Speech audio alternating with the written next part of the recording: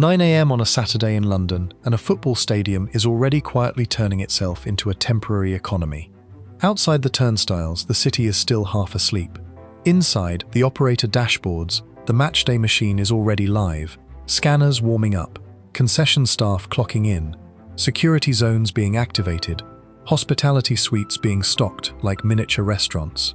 By the time kickoff arrives 6 hours later, this isn't just a sporting event. It's a tightly choreographed, short-duration commercial city, and by midnight, it will have produced somewhere between $5 and $10 million in gross matchday revenue for an elite club. 90 minutes of football, 14 hours of commerce, 1 day of concentrated monetization. Let's follow where the money actually comes from. Tickets, the illusion of one match, one price. The first instinct is to think matchday revenue starts with tickets. 60,000 seats, 60,000 prices. But modern football pricing doesn't work like that anymore. Take a major club in the English top flight. The Premier League model has evolved into something closer to airline pricing than traditional sport. Seats are segmented into categories, opponents are tiered, and timing matters. A mid-table league fixture on a wet Tuesday night might be relatively accessible. A derby against a rival or a title decider? That same seat can cost multiples more. This is deliberate. Clubs don't sell a match. They sell scarcity, context, and narrative.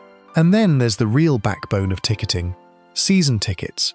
Long before kickoff, before fixtures even begin, a huge proportion of seats are already sold as subscriptions. This is the CFO's comfort zone.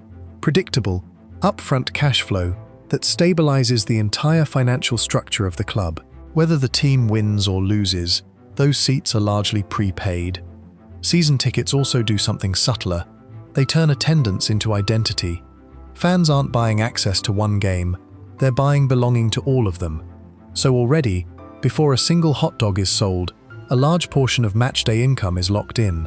Hospitality, where the stadium becomes a luxury product. Now look up.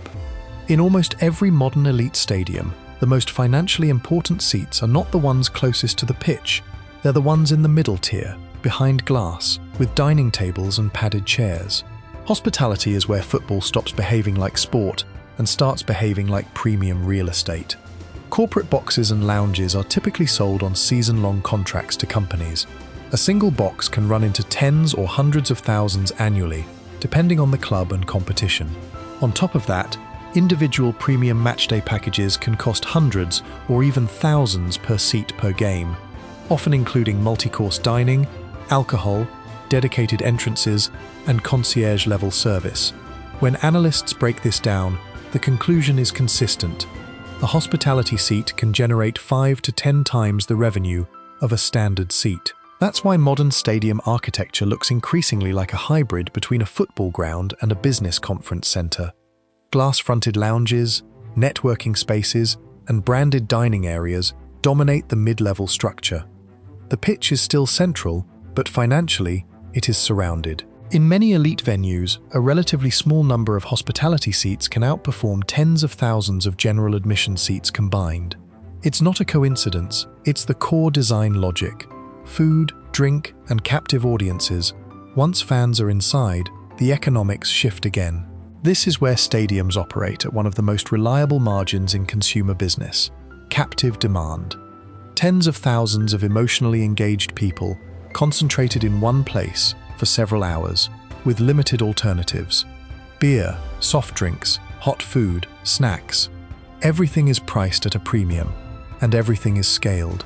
A major match day can involve tens of thousands of individual transactions in a short window of time. The throughput alone is impressive. The margins are even more important. Stadium catering is one of those rare retail environments where demand is both predictable and compressed. You don't need to guess when people will arrive. They all arrive at once. You don't need to forecast footfall. It's fixed by seating capacity. This is why clubs and operators invest heavily in concession systems, mobile ordering, and frictionless payment infrastructure. Every second shaved off a queue is more revenue captured before kickoff or during halftime. And it's not just food and drink. Programs, scarves, novelty items, and matchday memorabilia add another layer. The half-and-half scarf might be mocked by purists, but it's a perfect example of impulse-driven micro-commerce. The The megastore effect. Then there's retail. The club shop on Matchday is not a normal store. It is a scheduled surge event. A large portion of annual retail revenue is concentrated into match days, especially at major clubs. Thousands of fans pass through before and after the game, many of them already in spending mode. Shirts, training kits, retro designs, and personalized merchandise all move in volume. This is where clubs like Manchester United and other global brands behave more like fashion labels than sports teams. Product drops are timed around fixtures. New kits are launched to coincide with peak visibility. The stadium becomes a physical flagship store with guaranteed traffic. The psychology is important here. Matchday transforms a purchase into participation. Buying a shirt isn't just consumption, it's affiliation, amplified by the emotional intensity of the day. Sponsorship running in real time, some of the most valuable matchday revenue never passes through a turnstile or a till. It is embedded in the stadium itself. Every LED'd advertising board, every replay screen, every branded tunnel, every official partner activation zone is part of a commercial inventory that has already been sold. Sponsors aren't just buying static visibility, they are buying minutes of exposure, rotational branding, and association with broadcast moments. Even stadium naming rights effectively turn the venue into a 90-minute advertising broadcast asset. Every mention of the stadium name during commentary is part of a long-term commercial contract. And importantly, these deals are not priced per match. They are amortized across the season, meaning each game is effectively a delivery unit for pre-sold media inventory. The scale of a single day. So what does all this add up to? For elite clubs, public financial accounts often show matchday revenue in the range of £100 million to £150 million per season for top-tier organisations. Spread across roughly 20 to 25 home fixtures, that translates to several million per game on average. High-profile fixtures, European nights, derbies, title deciders, can push significantly higher due to hospitality demand and pricing premiums. A typical league match might sit in the mid-single-digit millions. A marquee fixture can climb into eight-figure territory when everything aligns: demand, opponent, timing, and commercial activation. Contrast that with a lower-stakes cup match against lower league opposition, and the difference becomes stark. Same stadium, same infrastructure, entirely different economic output. Why clubs still obsess over stadiums? Here's the paradox. In modern elite football, matchday is no longer the biggest revenue stream.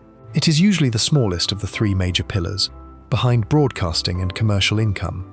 And yet clubs still invest billions into stadium redevelopment. Why build infrastructure for your smallest revenue stream? 3 reasons. First, yield per seat. Hospitality transforms stadium economics. A modern redesign isn't about adding more seats. It's about increasing the value of each seat. Second, control of space. Stadiums anchor broader real estate strategies, retail districts, hotels, office spaces, and entertainment zones that generate income year-round, not just on match days. Third, brand gravity. The stadium is the physical symbol of the club.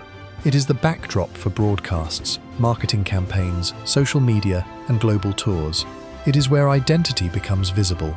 The stadium doesn't just earn on Saturday, it markets from Sunday to Friday. The invisible product, atmosphere.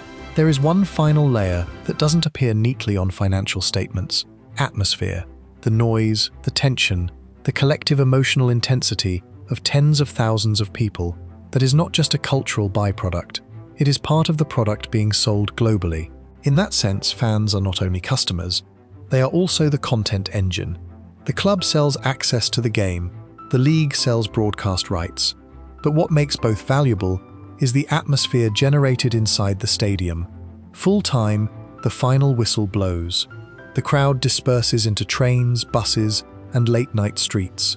The lights dim, the tills close. Staff begin the long process of reset, cleaning concourses, restocking bars, preparing for the next event. And somewhere in the financial system of the club, one Saturday has quietly become a multi-million-dollar day of revenue. 90 minutes of football, 14 hours of business, one stadium temporarily converted into a high-efficiency economic machine. And that's just one match. Over a season, across leagues like the Premier League and global competitions, this structure repeats again and again, scaled, optimized and refined. Because in modern football, the game on the pitch is only half the story. The rest is what happens around it. That's one Saturday. The season-long machines are even bigger. Our Premier League TV empire breakdown is the natural next watch. Subscribe